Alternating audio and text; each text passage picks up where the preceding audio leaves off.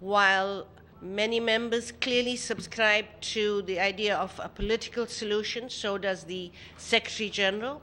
While those talks are going on, there has to be justice and accountability, and the situation in Syria should not be allowed to slip through the cracks. It is a firm and consistent position. You cannot compare the two. Clearly, the actions of the forces of the government far outweigh the violations, killings, cruelty, persons in detention, disappearances, far outweigh. So you cannot compare the situation. It's a government that is mostly responsible for the violations.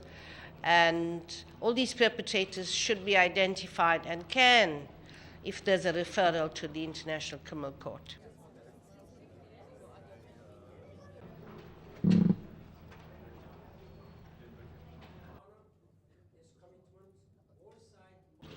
Unfortunately, the High Commissioner for Human Rights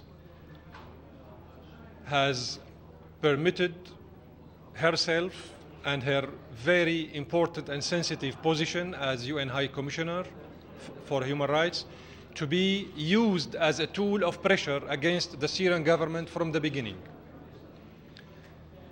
She has become an integral part of this orchestrated campaign by some influential members in the Council to exert pressure on the Syrian government.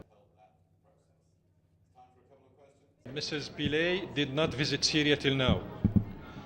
During 3 years of the crisis, she didn't go to Syria. So she is speaking out of her own box.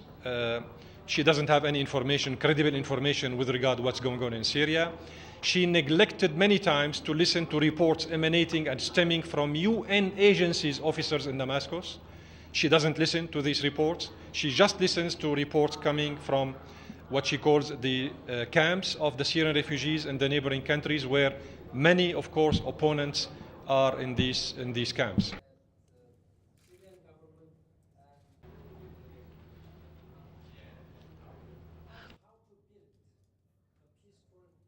I would say that we don't have a consensus as such on who is taking who to the ICC. That remains a subject for discussions.